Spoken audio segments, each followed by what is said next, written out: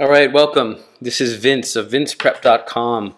I've just returned from the AGAC conference. If you aren't aware of it, AGAC stands for Association of International Graduate Admissions Consultants, and it's pretty much the best admissions consultants in the world. That's my not so humble opinion. I was the president of the organization a few years ago. I served 6 years on the board, and literally some of the people who literally created the graduate admissions consulting industry started AGAC. It's now 17 years old and going very strong. We were hosted by two schools this time. Columbia Business School was our main host, and it was incredible to be up there on their new Manhattanville campus.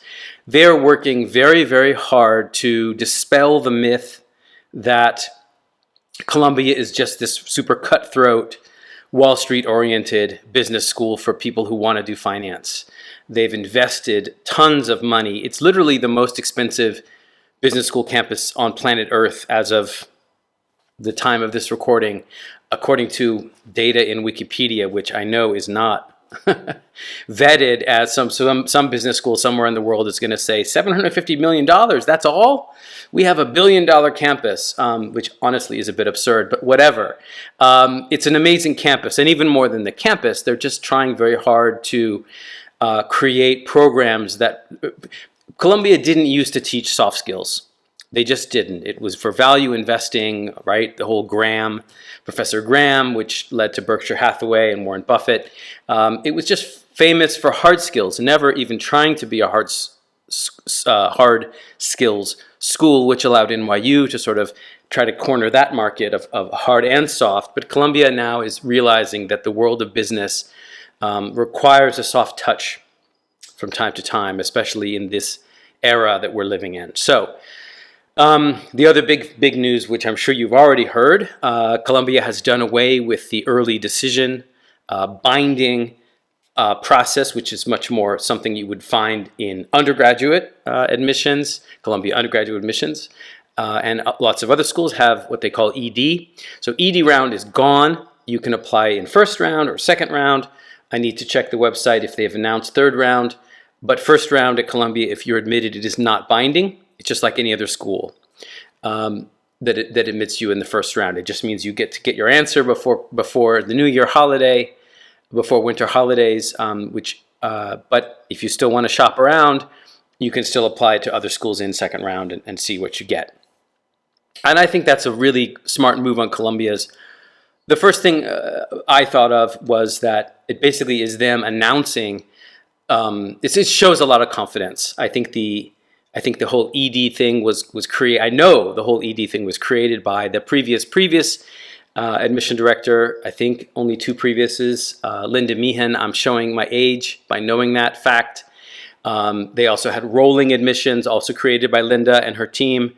And the new team, led by Claire and Michael, are doing away with all that stuff. It's just like every other school now, or every other M7 quote-unquote school, in terms of the no more rolling, no more binding ED. And I'm doing a disservice here to Cornell. Cornell Tech, actually, the conference did start off not at Columbia, but at Cornell Tech, and that was impressive, very impressive. The buildings over there on Roosevelt Island are incredible. Again, to show my age, I recall when then Mayor Bloomberg, had this sort of open competition to see who could build a campus there on Roosevelt Island, and my alma mater, Stanford, was in the running until the very last minute. But I think it was good that Cornell won, being the land-grant university of the state of New York. And I think Cornell has done an incredible job. There are 8 different master's degrees. You cannot go to Cornell Tech as an undergrad except for maybe a course or a program, but you can't graduate from Cornell Tech. But you can graduate from Cornell Tech and spend your entire time on an island off the coast of Manhattan, another island. Anyway, Roosevelt Island is a unique place. It's changed a lot since I was in grad school in the early 2000s.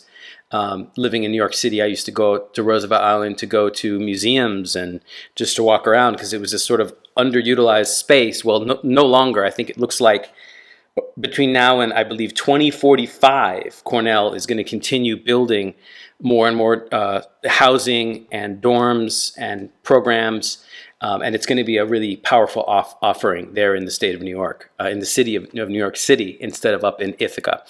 And the final school I want to talk about, our third host schools, it was Cornell Tech, Columbia, and Yale SOM. And Bruce Delmonico is still leading the team up at SOM, and he's probably, I think I could check with this, one of, if not the most long-serving directors among the sort of M7 plus. I always said that Cornell was a school to watch because it's only going to get better and better. This is a school that has absurd resources in general. The new-ish campus is no longer new. It's 10 years old. We went there right when it opened 10 years ago, 10 or so years ago, and it was really, there was no landscaping. It just sort of felt sparkly new, but it really wasn't lived in. Now we get to see how they're living in their space. And what can I say about Yale? I mean, it's Cambridge. If Harvard is Oxford, then Yale is Cambridge. And I have a client who's currently at SOM, who's having an incredible time. The career services there, I feel, work harder than career services at most other schools because they have to. They're trying to place people in, theater management. I applied, here's another confession that ages me.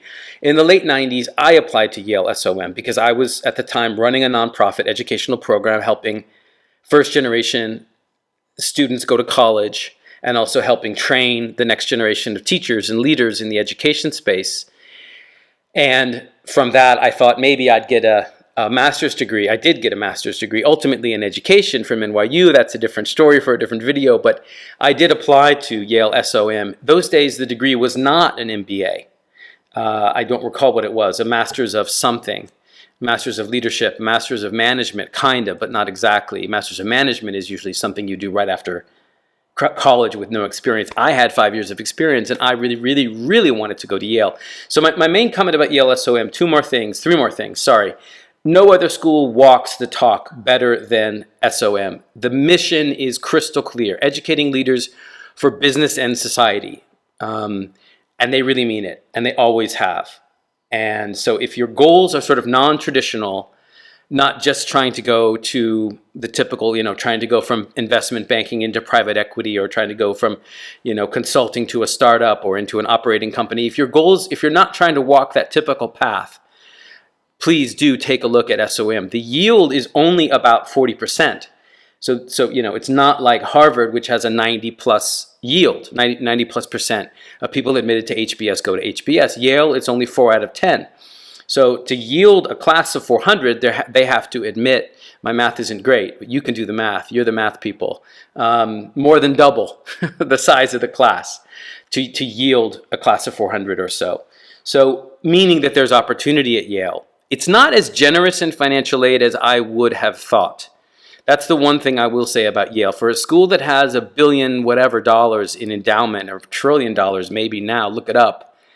Harvard, Stanford, Yale, University of Texas, the endowments are larger than the entire economies of most of the countries on this planet. It is kind of gross when you think about it. My point, though, is that Yale SOM can't use the general Yale endowment for your scholarship. So I had a client get in there who negotiated hard for more aid and just didn't get it. He is going into debt, but hopefully we'll be able to pay that off if the Career Service Center does their job. Two more things about Yale. The most amazing professor there, the most popular professor there, I hope this isn't backwards in the video, is this woman, Zoe Chance. She came and gave an abbreviated version of her 1-hour lecture to us. And I was smitten, is the word. I just thought that she was fantastic. Her book is Influence is Your Superpower. If you watch my channel, I'm an improviser. And so this book, and I'm working on a book about how improv can help you in your interview, how the skills of improv will help you be more confident in your job interview, your admissions interview. And this book, I'm going to credit her and hopefully quote her in my book, because this book right here she's in marketing. Her background is behavioral finance, behavioral science, and she's dynamic and fascinating. Check out her social, and check out her TED Talks and all that stuff. She's just killing it over there at Yale SOM. There were talks at all the schools we went to. They were all amazing, but this one for me takes the cake, wins the prize. Last thing I'll say about Yale, and I will sign off. I asked the admissions director who's in charge of interviews, someone I've known more than 10 years. We met at the GMAC conference years ago. He's in charge of the interview there. I told him that I heard from my client. The good news is that interviews at Yale are standardized. He's done a good thing, which I wish Columbia would do, no offense, and standardize the interviews, a set list of questions, basically. I heard from a couple clients who interviewed with SOM in recent years that they really didn't get any follow-up questions. And if you've seen my interview tips and videos, I'm always encouraging you to look for the opportunity to explain more rather than give a 5-minute answer to a complex question like, what do you want to do in the future and why do you want to go to Yale SOM? Break it up and expect follow-up questions. My clients told me that that's a risky strategy with their Yale SOM alumni interviewers because, in effect, they felt like their interviewers didn't ask behavioral questions. And so the pro tip here is, if you follow my advice and you say a super short version of your goals, you prompt them to ask you follow-ups by saying things like, there's a lot I want to say about this answer. Let me just give you the shortest possible answer to start. And please do ask me follow-up questions. And if the guy or gal is tone deaf and isn't hearing you, then force the issue and say, yep, before we answer that next question, please let me add more about why Yale, because I really feel strongly and passionately that no other school allows me to achieve my goals and fits my personal and professional interests. So in case the summary, your interviewer is supposed to ask some follow-ups, even though it's a standardized list of questions. If they don't, you haven't lost the opportunity to add more information. And for the record, both of my clients who told me, quote, Vince, I didn't get any follow-up questions, panic, panic, got in. So it might not matter anyway. So as always, take a deep breath. Thanks for watching. I make these videos every chance I get. I love sharing information with you, my audience, and get in touch if you need admissions consulting. I do have some space coming up for the upcoming cycle. Most of all, best of luck with everything you do, and bye for now.